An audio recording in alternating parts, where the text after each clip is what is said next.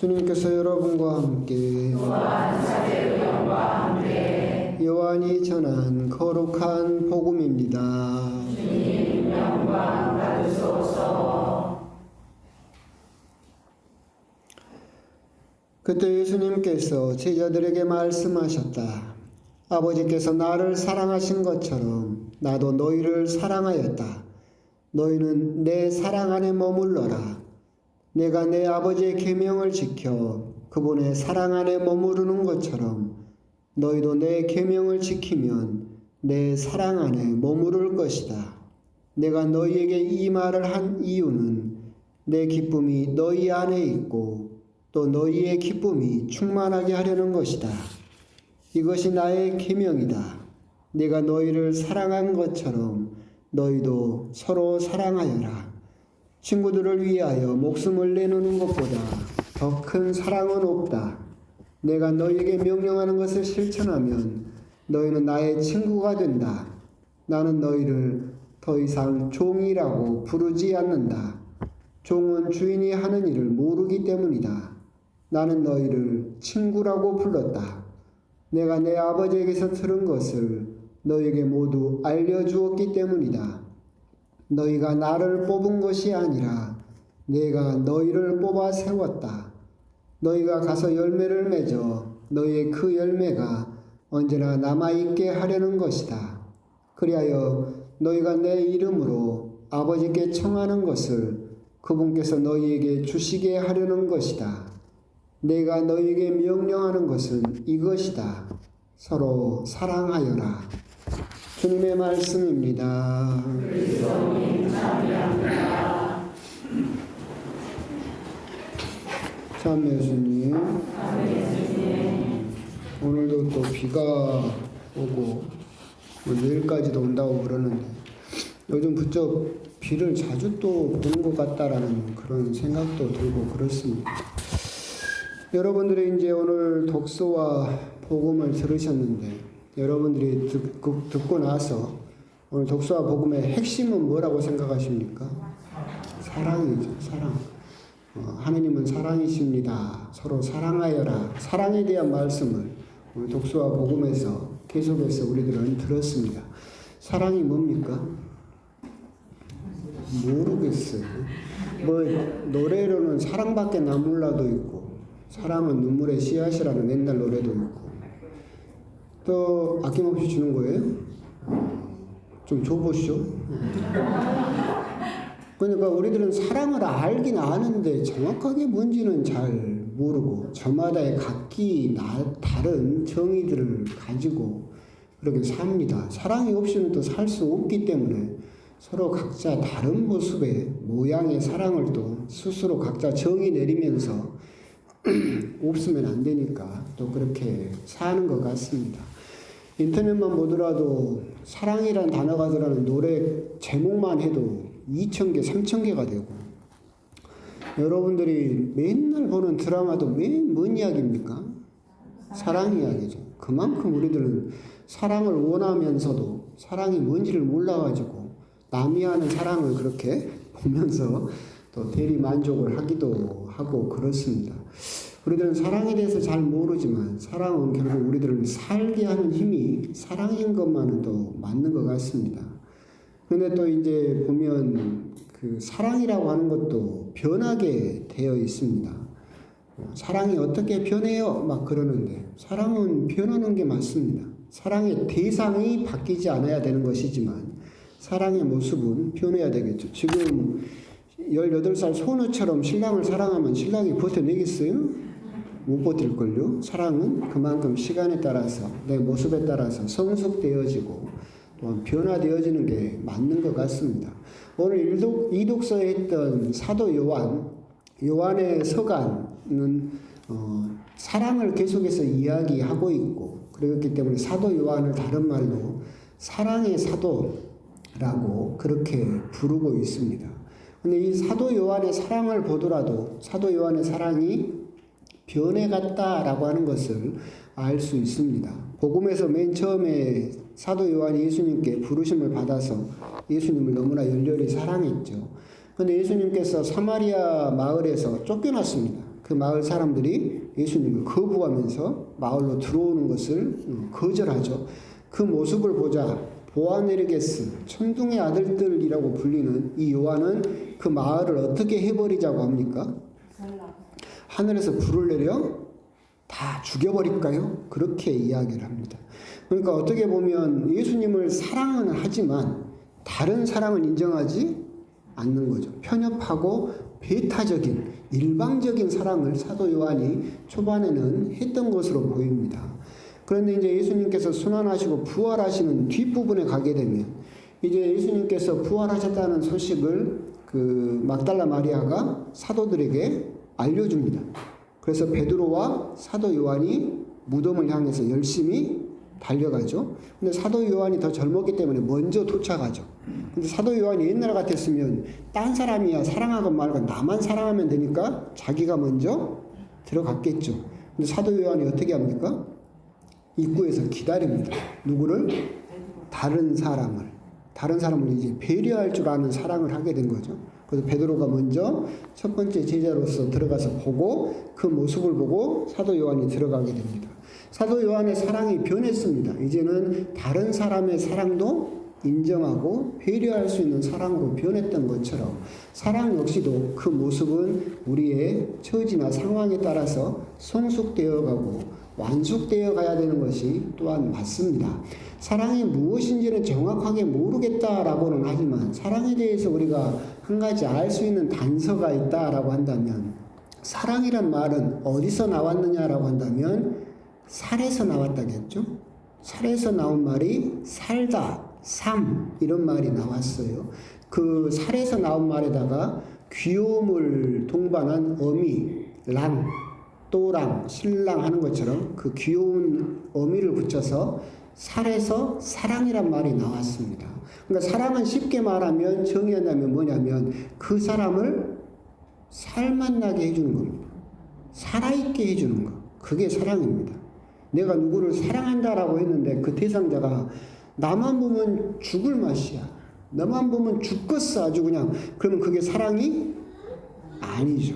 사랑은 뭡니까? 상대방이 나로 인해서 세상 살맛이 나고 그런 살아갈 만한 힘을 얻게 해주는 것. 그 사람을 살아있게 해주는 것. 그것이 참된 사랑이겠죠. 우리들은 사랑이라고 이야기를 하면서도 상대방을 억압하고 종속시키고 막 억제려고 하는 즉 소유 또는 집착 이것을 사랑이라고 생각을 하지만 그런 것들이 사랑이 될 수 없는 이유는 내가 상대방에 대해서 소유하고 집착하려고 하면 할수록 그 사람은 죽어버리기 때문에 그것은 사랑이라고 부를 수 없겠죠. 그리고 사랑이다라고 하는 것은 그 사람을 살아있게 해주고 살맛나게 해주는 것 그것이 참된 사랑이다. 그렇기 때문에 예수님께서도 나는 길이요 진리요 생명이다. 내 살을 먹는 사람 너희들은 영원히 살 것이다. 너희들을 살리기 위해서 그게 예수님 사랑의 진정한 모습이고 무엇을 위하여 자기 목숨을 바치는 것보다 더 큰 사랑은 없다. 내가 너희들을 살리기 위해서 자기 목숨을 바치겠다. 너희들을 살리겠다라고 하는 것이 예수님께서 하느님께서 보여주신 사랑의 참된 모습이지 않을까라는 생각이 듭니다. 그렇게 상대방을 살맛나게 해주고 살아있게 해주는 사랑 이 사랑이 온전하게 이루어지기 위해서는 사랑에 대해서 명확하게 정의를 내릴 수는 없지만 에릭 프롬이라는 심리학자에 따르면 세 가지가 있어야만 그것을 사랑이다라고 부를 수 있다라고 했습니다. 세 가지가 뭐냐면 첫 번째는 관심입니다. 두 번째는 책임입니다. 세 번째는 존중입니다. 이 세 가지가 함께 들어있어야만 그것을 사랑이다라고 부를 수 있다라고 하는 거죠. 쉽게 생각하면 그런 거잖아요. 내가 누구를 사랑한다 해놓고 저 사람이 뭘 좋아하는지 음식은 뭘 맛있어 하는지 무슨 색깔을 좋아하는지 아무 관심이 없다. 그러면 사랑이라고 할 수가 없겠죠. 책임이라고 하는 것은 뭐냐면 어떤 뭐 나쁜 짓을 해서 책임진다 그런 것이 아니라 처음부터 끝까지 너와 함께 있겠다. 네가 돈이 있고 잘 나갈 때만 내가 너한테 있고 네가 망하거나 병들거나 하면 난 너 버려버리겠다. 그러면 그걸 사랑이라고 부를 수가 없겠죠. 존중도 똑같습니다. 내가 누군가를 사랑한다라고 해놓고 네가 뭘 알아? 조용히 가만히 있어. 그런 걸 사랑이라고 부를 수 있겠어요? 아니, 사랑은 그 사람의 의견과 생각을 들어주고 존중해 줄 수 있어야 된다. 이 세 가지가 함께 들어있어야만 그것을 사랑이다. 하나님은 사랑이십니다라고 부르는 이유도 그러합니다. 하나님은 여러분들에게 지극한 관심이 있습니다. 예수님께서도 말씀하셨듯이 여러분도 모르는 여러분의 머리카락 개수도 하나님은 세워두셨다. 우리도 내 머리카락 개수가 몇 개인지 모르는 하나님은 꼼꼼히 다 세워두셨다. 하나님이 얼마나 우리들에게 관심이 많으셨느냐면 우리의 고통, 우리의 죽음, 우리의 삶을 알기 위해서 당신이 직접 인간이 되셔서 인간으로 살아봤죠. 너희들을 이해하기 위해서. 그만큼 하나님께서는 우리들에게 지극한 관심이 있으시다라고 하는 겁니다. 하나님께서는 우리들에게 그 사랑에 대한 책임을 다하시죠. 예수님께서 끝까지 오실 때부터 승천하실 때까지 끝까지 약속하셨던 게 뭡니까? 세상 끝날까지 내가 너희와 함께 있겠다. 나는 임마누엘 하느님이다 라고 하는 것을 계속 강조하셨던 이유. 너희들이 기쁠 때나 슬플 때나 힘들 때나 어려울 때나 나는 너희들을 버리는 법이 없이 끝까지 내가 너희들과 함께 하겠다. 당신 사랑에 책임을 다하고 계신 겁니다. 또한 하나님께서는 우리들의 의견을 너무나 존중해 주십니다. 구약 성경에서도 나오잖아요. 하나님께서 소돔과 고모라를 멸망시키러 가십니다. 아브라함이 쪼르르 따라가죠. 그래가지고 아브라함이 계속 거리를 겁니다. 하나님 저 안에 착한 사람이 50명만 있어도 멸망시키실 겁니까? 그랬더니 하나님이 당신 뜻을 바꾸죠. 그래 네 말대로 50명만 있어도 살려주겠다. 그래서 아브라함이 계속 걸죠. 45명, 40명, 30명, 20명, 10명까지 계속 타협을 겁니다. 그때마다 하나님은 뭐라고 하십니까? 그래 네 뜻대로 해주겠다. 하나님이 당신 뜻을 바꿉니다. 우리 인간들을 위해서. 또한 신약에서도 여실히 나오죠. 예수님께서 최후의 만찬 때 이제 배신자 유다가 문을 열고 나가서 당신을 팔아 넘길 거라는 걸 예수님은 알고 계셨어요. 근데 네 의견이 그렇다면, 네 생각이 그렇다면 예수님께서 나를 팔아 넘길 거라는 것을 아심에도 불구하고 유다에게 뭐라고 이야기하십니까? 네 할 일을 해라. 네 생각이 그렇다면 그냥 해라. 이 아이가 문을 열고 나가면 나를 배신해서 나를 팔아넘겨서 내가 죽게 될 거란 걸 알매도 불구하고 네 생각이 그렇다면, 네 의견이 그렇다면 네 뜻대로 해라.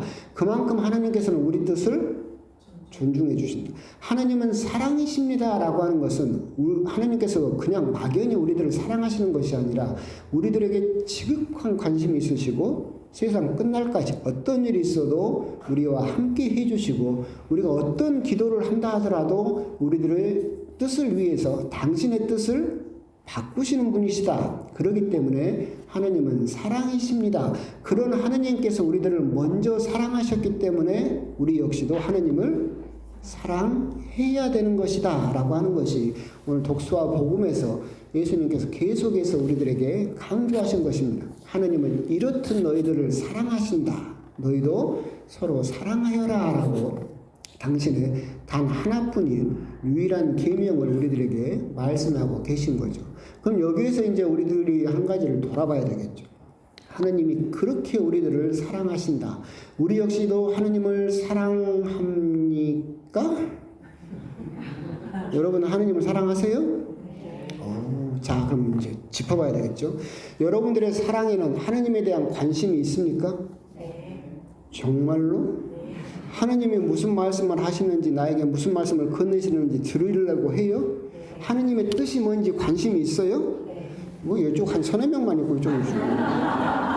두 번째, 여러분 사랑에는 책임이 있습니까?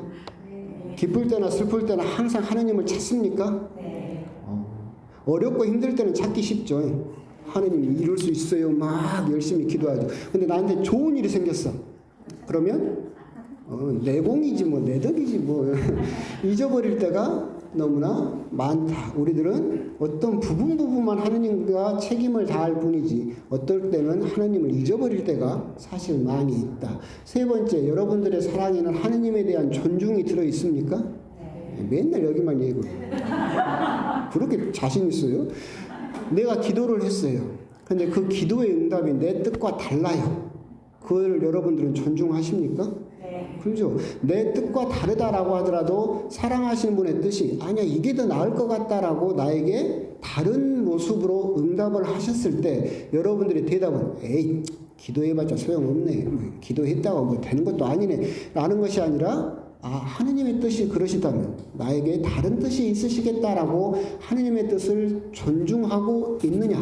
하느님은 사랑이십니다. 우리들은 하느님을 사랑합니다라고 할 때 서로 돌아볼 필요가 있다. 나는 하느님을 사랑한다라고 할 때 정말로 하느님에게 관심이 있느냐.